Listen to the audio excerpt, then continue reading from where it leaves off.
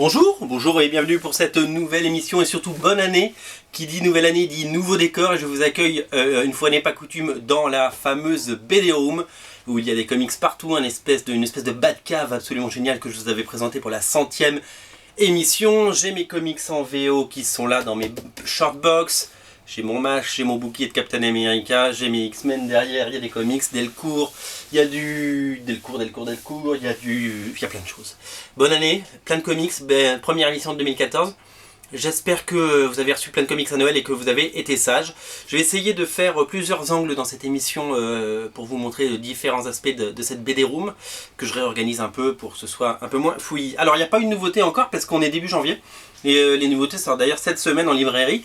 Et donc je voulais en profiter pour non seulement vous parler de ce que j'ai lu pendant ces quelques jours de vacances, ces congés de Noël et du Nouvel An, et pour vous parler également de promotion. Alors les soldes n'ont pas encore commencé, vous savez que c'est très difficile de faire des soldes sur les livres, parce qu'il y a la loi Lang de 1981.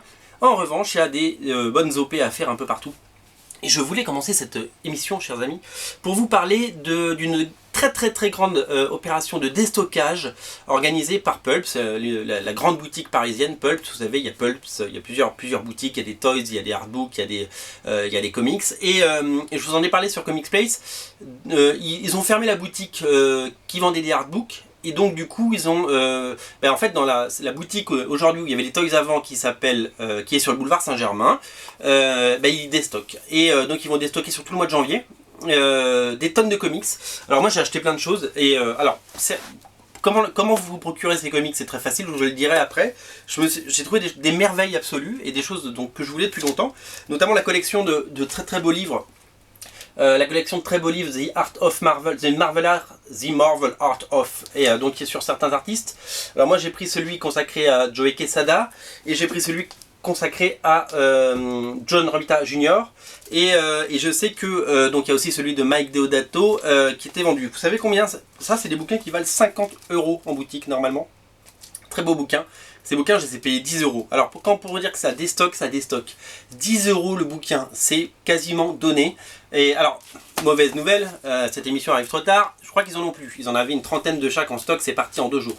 Par contre, ils ont des tonnes et des tonnes de choses. Ils ont des hardcovers en anglais, beaucoup de TPB en anglais, en VO. Ils ont énormément de... vous n'imaginez pas tout ce qu'il peut y avoir. Des centaines, des milliers de comics, des artbooks. Je sais qu'il y a les artbooks. Je vais vous en montrer un de artbook. Il y a celui-là notamment que j'ai acheté, 10 € de Denny Eagle, Mandy Godiva. Vous savez, je vous avais déjà parlé de cet artiste absolument, ce cartooniste incroyable que j'adore. Voilà, celui-là c'est un Brain Studio. Vous savez que ça coûte entre 25 et 30 € habituellement. Boum, 10 €. Voilà, il y a énormément de livres comme ça. Moi j'en ai acheté quelques-uns. J'ai acheté des hardcovers. Voilà, j'ai acheté le Age of X que j'avais jamais lu, qui a été le chant du cygne de Mike Carré sur X-Men Legacy. Celui-là que j'avais en single, en VF, mais je les ai achetés, donc c'est l'Ultimate Doomsday, donc c'est la saga de Ultimate Spider-Man post-Ultimatum avec Bendis et Rafa Sandoval. Ça c'est 10 € aussi, 10 €, 10 €. Vous vous rendez compte, c'est vraiment pas cher. Donc voilà, je vous invite vraiment à, si vous êtes sur Paris, région parisienne, courez pendant le mois de janvier dans cette boutique. Vous allez voir, il y a tout ce qu'il faut. Si vous êtes fan de oldies, ils ont des centaines, et quand je dis des centaines, c'est des milliers de comics Panini, Marvel France du début des années 2000. Ils en ont mais des cartons entiers. 2 € pièce, boum boum boum. Ils ont également des récits complets Marvel, Œil de Faucon, des choses comme ça, des top BD de chez Semic. C'est vraiment, voilà, c'est un choix vraiment génial. Et je voulais commencer cette émission parce que on fait tous attention à ce qu'on dépense. Et là, pour quelques poignées d'euros, vous pouvez vous faire plaisir et acheter des comics souvent rares. J'ai acheté Demain les monstres de Jean-Yves Mitton. Il est là, j'ai oublié de vous le prendre. Bougez pas. C'est ça qui est bien de faire ça dans la BD Room. C'est que, du coup... Voilà, Demain les monstres. Vous savez combien j'ai payé Demain les monstres? Je l'avais déjà dans une version, je l'avais racheté dans une version pourrie. Et ça je l'ai payé 2 €. 2 € pièce. Voilà, tout ça pour vous dire que il y a des jolies choses et allez-y de ma part. Et donc si vous n'habitez pas Paris, parce qu'il y en a d'autres, Pulp a un site, c'est tout simplement pulps.fr et je vous mettrai le lien sur Comics Place. Sur pulps.fr, il n'y a pas tout encore parce qu'ils en mettent au fur et à mesure, c'est très long à faire, vous le savez, mais ils en rajoutent toutes les semaines et il y a beaucoup de hardcover. Il y a notamment ceux dont je vous ai parlé, là, ceux-là qui sont absolument géniaux. Donc je suis assez ravi de compléter mes collections à moindre frais, surtout après ces fêtes où on a été tous dépensés, on a acheté plein de comics. Toujours chez Pulp, je vous l'ai montré, alors ça c'est pas une promo, c'est une nouveauté, je voulais vous le montrer. C'est le nouveau artbook de Guillaume March, alors disponible quasiment en exclusivité en France chez Pulp. Alors c'est un petit format, mais beaucoup de pages. C'est le nouveau artbook. Guillaume March, c'est le dessinateur de Catwoman et de maintenant Talon, et d'ailleurs je sais pas ce qu'il fait maintenant. Et qui a aussi beaucoup dessiné pour Playboy, et qui a compilé énormément de dessins d'esquisses, de dessins de nus sur, je sais pas, 200 pages, un truc comme ça. Et c'est magnifique parce que ce sont des sublimes dessins de corps de femmes nues, ou presque nues. Et c'est très sexy, très érotique. Et voilà, et c'est vraiment très coquin, sans être vulgaire, sans être grossier. Et je voulais vous le montrer parce que la couverture est pas très jolie. Je vous le dis, hein, la couverture je la trouve pas chouette. Par contre le bouquin il est très beau. Ça vaut à peu près, je crois, dans les 25 €. Et c'est disponible, pareil, je vous mettrai le lien sur le site de Pulps pour pouvoir vous l'acheter et vous le faire livrer chez vous.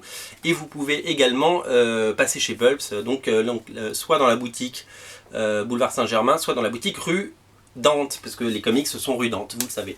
Voilà, alors on va parler un petit peu des choses que j'ai lues pendant les vacances. Il nous reste 9 minutes.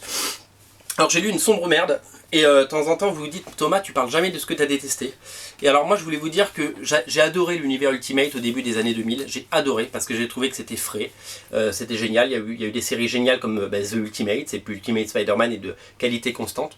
Et depuis quelques années, en fait avant chez Marvel ils mettaient les meilleurs, quoi. Ils mettaient du Brian Hitch, ils mettaient du Joe Madureira, ils mettaient du Mark Millar, ils mettaient les meilleurs. Et maintenant ils mettent des tocards, excusez-moi du nom, mais ils mettent vraiment les mecs que plus personne ne veut faire bosser, excusez-moi, mais un dessinateur comme Scott Eaton, il a pourri les pages pendant des années de X-Men Legacy, et là ils l'ont foutu sur Ultimate. Alors là c'est le Ultimate Saga numéro 1, et donc ça reprend 4 épisodes ou 4 ou 5 épisodes de la série Ultimate qui était le vaisseau amiral, quoi. C'était la série géniale. Il y a eu des dessinateurs comme Madureira, Brian Hitch, il y a eu des dessinateurs comme David Finch qui ont bossé dessus, il y a eu du Lenny Liu, et ben maintenant il y en a du Scott Eaton et du Joe Bennett, quoi. Alors c'est pas tant que le fait que le dessin fasse penser à une série des années 80, on attend un petit peu mieux que ça de l'univers Ultimate, vous le comprendrez bien. En revanche, je pense que il faudrait bosser un peu l'histoire, quoi. J'ai eu l'impression de lire un épisode de G.I. Joe, quoi. Où est le côté Ultimate, innovant, frappadingue, c'est juste nullissime. Nick Fury, qui dans l'univers Ultimate est black, se déguise pour infiltrer Hydra, il se déguise en Nick Fury blanc. Waouh, c'est original.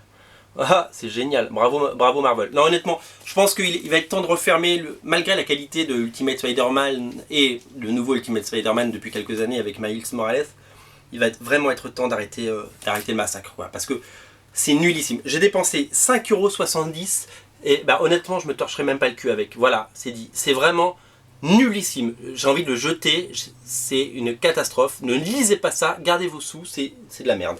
Voilà, c'est dit. Alors, chez Panini, il n'y a pas que de la merde, et tant mieux. J'ai aussi fait l'acquisition pour la modique somme de 5,90 € de ça, un peu en retard, avant que ça ne soit plus paru. C'est sorti pour la sortie de Thor 2, dans la collection best-seller en kiosque, donc pour 5,90 € vous avez une histoire complète, et c'est un vieux comics du début des années 2000, par Kurt Busiek et le grand Steve Rude. Steve Rude qui avait fait les X-Men Enfants de l'Atome, il avait fait quoi d'autre que vous auriez lu ici en France? Pas mal de choses, il avait fait la série Nexus, qui a pas marché en France, qui était sortie chez Semic. Moi j'adore parce que c'est un hommage à Jack Kirby, et le dessin est vraiment sublime. Moi j'adore Steve Rude. Steve Rude il a fait un épisode aussi de Before Watchmen que vous retrouverez dans l'album Companion qui sort là je crois en janvier ou février, je ne sais plus. Enfin voilà, ça c'est vraiment super chouette. C'est du old school, hein. C'est du Kurt Busiek. Moi je l'ai aimé pour son côté rétro, il faut le prendre pour ça. Voilà.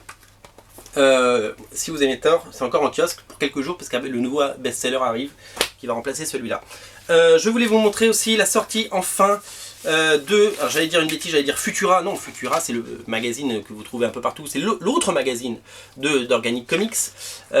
C'est Étrange Aventure. Étrange Aventure numéro 1 revient, donc il l'avait relancé mais là il le relance avec un concept un peu fou. Donc bon, évidemment il est sorti un peu en retard parce que il devait y avoir Thor, et que finalement, enfin en couverture ça devait sortir en même temps que Thor et ça ne s'est pas sorti. Il est vieux comics old school avec, vous les aurez reconnus, ces 3 personnages.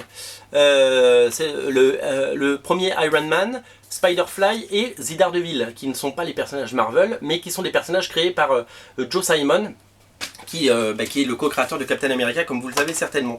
Et donc, si vous voulez, Organic Comics redonne vie à ces personnages. Alors là, on a une histoire de Daredevil, alors qui n'a pas été créé par Joe Simon, lui pardon, je dis des bêtises, mais vous avez donc cette aventure où il combat contre Hitler, parce que ça se passe pendant les années 40, hein, c'est du vieux comics, les couleurs ont été restaurées par Reedman et c'est super. On a le premier Thor, avant l'arrivée de Thor de Marvel, on avait aussi un autre Thor qui a existé. Voilà, c'est vraiment une plongée, si vous voulez, dans les comics, et on a un épisode inédit de Spider-Fly par Reedman et Tom Scioli. Tom Scioli, vous savez, c'est le dessinateur de la série Godland qui avait sorti aussi Organic Comics. Voilà, Organic Comics, il faut les soutenir, c'est des gens super bien. Un petit problème de lumière en fait, quand je mets un bouquin, ça a du mal à faire le point, mais on essaiera de corriger ça pour la prochaine émission. Il reste 4 minutes là, je sais pas si je vais pouvoir vous parler de tout, mais c'est pas grave, on va faire comme on peut. Organic Comics, c'est surtout vendu sur le site Organic Comics parce qu'ils essaient ils vendent en librairie, mais c'est plutôt distribué à l'arrache, on va dire. Donc ça, alors moi j'ai la version collector avec la surjaquette. Commandez-le sur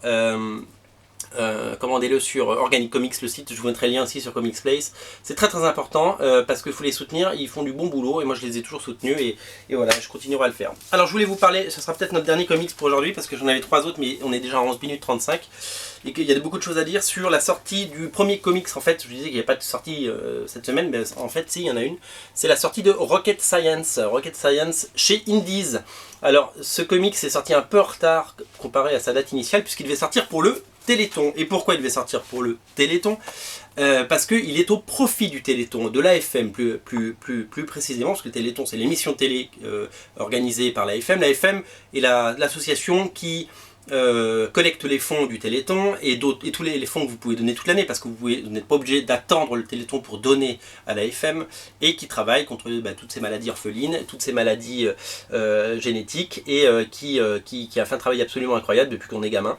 Et Jean-Marc Beignet et Chris Malgrin ont décidé de lancer un Rocket Science, un album de plus de 200 pages, pour 20 €, et dont les bénéfices, l'ensemble des bénéfices iront à la recherche. Donc ils en ont déjà vendu quelques centaines en direct sur le site d'Indies, donc il est disponible depuis 3-4 semaines sur le site d'Indies, et il est maintenant disponible en librairie. Donc vous pouvez sauter dessus et l'acheter en librairie. Donc ça coûte 20 €, et quand vous l'achetez, eh ben, il y a la part, finalement la part éditeur, qui part. Alors si vous l'achetez sur le site d'Indies, il y a je crois que c'est 16 € qui vont à la recherche. Si vous l'achetez sur le site, si vous l'achetez en librairie, c'est juste la part éditeur, donc c'est moins que ça évidemment, parce qu'il y a des frais de transport, de distribution, etc. Mais c'est quand même, voilà, c'est un beau geste d'abord, et puis c'est surtout une bonne BD, c'est ça que je voulais vous dire. C'est pas que, si vous voulez, un beau geste en disant ok, je l'ai acheté, hop, je vais le ranger, plop plop plop, voilà. Non, vous avez du Jean-Yves Mitton, vous avez du Casa, vous avez du Chris Malgrin que vous connaissez bien, vous avez un dessinateur qui s'appelle Timothy Green, je vais vous montrer quelques pages. Donc ça c'est les apatrides de Chris Malgrin par exemple. Voilà, c'est des récits de science-fiction assez modernes. Ça c'est la BD de Jean-Yves Mitton, dans la grande tradition des bandes dessinées de Jean-Yves Mitton. Donc ça c'est vraiment quelque chose moi j'adore, je suis très très fan de Jean-Yves Mitton et je l'ai déjà dit. Et voilà, donc ils ont tous travaillé gratuitement, c'est ça qu'il faut dire, c'est que l'éditeur, les auteurs, personne n'a été payé. Et en fait tout va à la recherche. Donc c'est très très important si vous voulez de soutenir ça, parce que Indies c'est un petit éditeur qui se bat pour exister, parce que quand on est un petit éditeur il faut se battre. Et ils ont sorti un projet d'envergure et j'espère que ça va marcher et qu'ils vont écouler tout le tirage et qu'ils feront encore ce genre d'opération parce que ça vaut le coup. Donc voilà, c'est disponible partout, vous ne pouvez pas le rater, achetez-le, lisez-le. Voilà, j'avais 3 autres trucs à vous montrer, mais il me reste 30 secondes donc ça va pas être possible. Je les garderai pour la semaine prochaine parce que je ne sais d'ailleurs même pas ce qui va sortir ou pas sortir. simplement pour vous dire, chers amis, que bonne année 2014, plein de comics, il y a beaucoup de choses qui vont sortir. Je vous remercie pour l'accueil que vous avez fait à Out There. Je sais que vous êtes nombreux à l'avoir acheté et n'oubliez pas de l'acheter, je vais vous le remontrer parce qu'on est dans la BD Room. Hop, voilà, Out There, voilà, n'oubliez pas de le lire et de l'acheter. Le tome 2 sort le 12 février, a été décalé un tout petit peu. Et rendez-vous tous les jours sur Comics Place, bien entendu. N'oubliez pas de vous abonner à la chaîne, de partager cette émission sur Facebook. Je vous remercie, je vous souhaite une très bonne année. C'était la 131e. Salut!